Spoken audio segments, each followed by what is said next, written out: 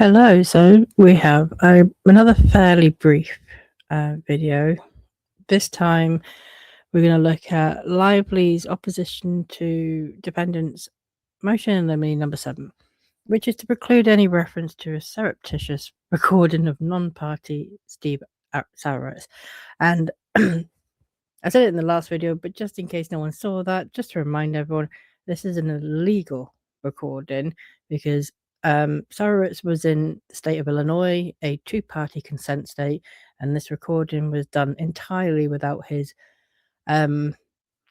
consent and without his knowledge even. So, but Lively is requesting that the judge allow this recording. Okay, let's see what she says. She's going to spin it as, "Oh my God, he threatened my life." And again, also for context and balance, and just to remind everyone, the only person whose life was really ever in danger from this recording was the daughter of Steve Sarowitz. There was obviously the arson attack on his property, but there were also text messages with a ransom demand of, I think it was $80,000 or $100,000. It was something. It was a lot of money. Threatening his daughter expressly. I think his wife was also threatened and harassed as well. So, whereas Lively and Reynolds have never been in any danger whatsoever as a result of this recording. Okay. Steve Sarowitz's statements declare Ayub go to the heart of Lively's retaliation claim. Oh my God. Defendants raised no legal challenge to the propriety of the recording. It was a legal recording. Instead, they take issue with the relevance of Sarowitz's statements and insist that their interpretation of what Sarowitz meant should preclude the jury from hearing the statements at all. But the jury is entitled to ask for itself how to interpret Sarowitz's promise that if Lively and Reynolds ever cross the line, ever, then I will go after them. He did not say that. He did not say that.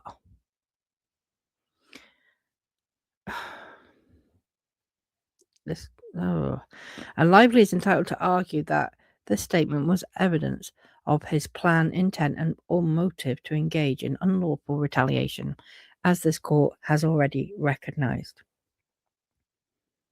Specifically, the court quoted Sarowitz directly. Okay, Lyman's an idiot. There will be 2 dead bodies when I'm done, so not dead, but you're dead to me. That kind of dead, but dead to a lot of people. In its discussion of the retaliatory campaign, finding that, based in part on that statement, there is evidence from which a jury could find that the Wayfarer parties planned more aggressive action, not only to destroy Lively's accusations, but to destroy her and her career. If anyone listens to that recording of Steve Sarowitz and thinks that's aggressive, then, I mean, yeah, no one's going to listen to that. I thought it was adorable.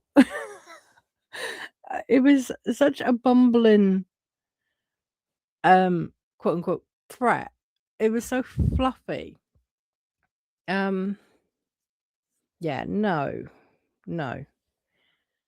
I thought that that Lively's expert Michael Robbins was more aggressive in his deposition than Steve Sarowitz in that recording. But I mean, he was talking about protecting his studio. Someone has spent a lot of time, effort, and money building up something, then they're going to protect it. I mean, Lively's, I hate to say this, but Lively's doing exactly the same thing, like by, seeking damages for harm, what she perceives as harm to her brands, to Betty B and to Blake Brown. So, I mean, these Lively and Reynolds have got so many business entities, like they should know exactly what position Steve Sarowitz is coming from. And the man said nothing more than he was going to protect his studio. He did not say anything about harming Lively or Reynolds.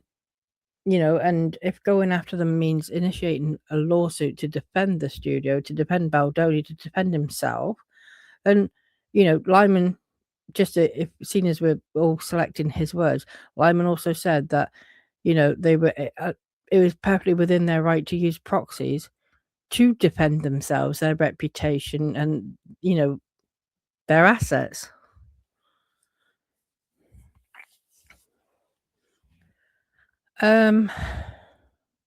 Sarowitz, who remains a party in this case until judgment is entered. Technically true, before anyone says it is technically true. Yes, he's been dismissed, but the final step is the entering of judgment. So until that actually takes place, he is still a party. Sarowitz, who they all are. Sarowitz, who remains a party in this case until judgment is entered, is the co-founder, co-chairman, and chief financier of Wayfarer, and his motive, knowledge, and intent in this context are directly attributable to Wayfarer itself. Sarowitz's statements are squarely relevant to the question whether defendants' conduct crossed the line from reasonable defense measures to unlawful retaliation. Indeed, Sarowitz's statement that he planned to go after Lively and her husband, alongside his reflexive explanation that by referring to 39,000 dead bodies, what he really meant is that he intended to make Lively and Reynolds dead to a lot of people, is far more incriminating than it is exonerating. Regardless, defendant's subjective interpretation of what Sarowitz truly meant is a quintessential credibility determination that the jury is entitled to make for itself. Defendants complain that hearing Sarowitz's own words will somehow prejudice the jury against Wayfarer, but the fact that an item of evidence against the party is damning does not constitute by itself unfair prejudice, because, by definition, evidence admitted against the party tends to be prejudicial.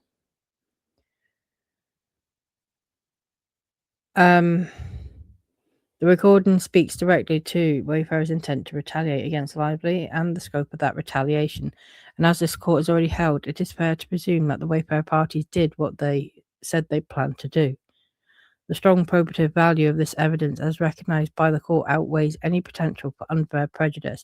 Do you know, I will say this, where I would expect Wayfarer to, if this gets entered, where I would expect Wayfarer to then go and defend Wayfarer Ainsworth's movie, even Sarowitz himself, even though he's not technically, he's now a dismissed defendant, is to maybe highlight all the ways it's been mischaracterized and taken out of context until the moment the recording was finally released, because Lively fully misrepresented it, quoted it in absolutely everything, and that resulted in Sarowitz himself and his family and his home being attacked. So I do expect Wayfarer to, so that's how I expect Wayfarer to kind of defend the situation is firstly lean into the fact that this is a legal recording, that it was almost entrapment, in my opinion, because why is Claire Ayub going in there and raising this subject, happens to be recording it, and then conveniently it rocks up in Lively's hands.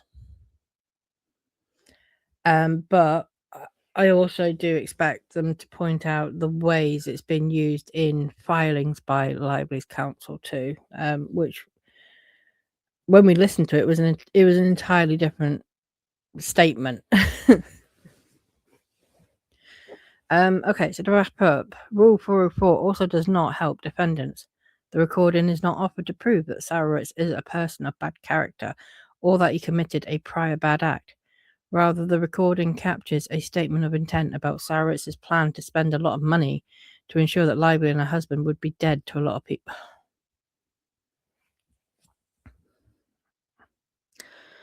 I actually can't believe that they're complaining about this, especially after the text messages from Ryan Reynolds to Warren Zavala, asking him, basically, getting him to go to town, I think was the phrase, which is, destroy him in the industry.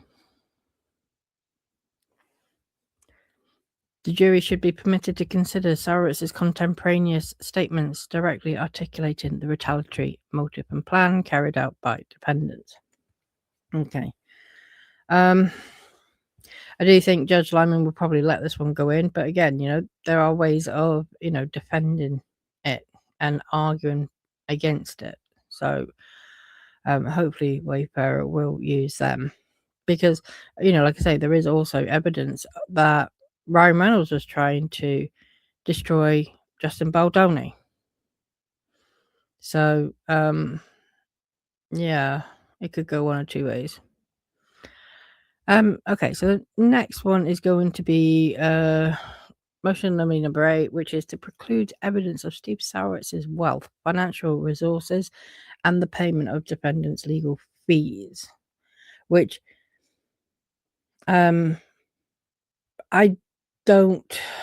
not sure they're going to get, but we'll see what Lively says. Because initially I agreed. I thought, yeah, that should be out. But I also felt that Lively and Reynolds net wealth should also be out as well. I didn't think it was overly relevant in terms of like proving or defending retaliation claims and a breach of contract.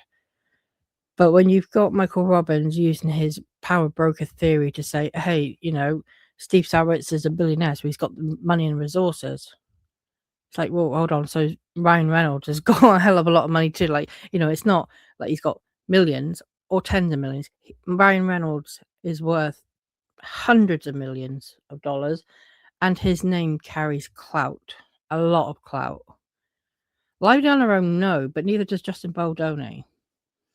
But to say, he was advancing the argument that Justin Baldoni, through having Steve Sarowitz, had power over Lively. I think you've got to then defend and say, well, hold on a minute, Lively has Ryan Reynolds, Taylor Swift, etc., etc. All right, guys.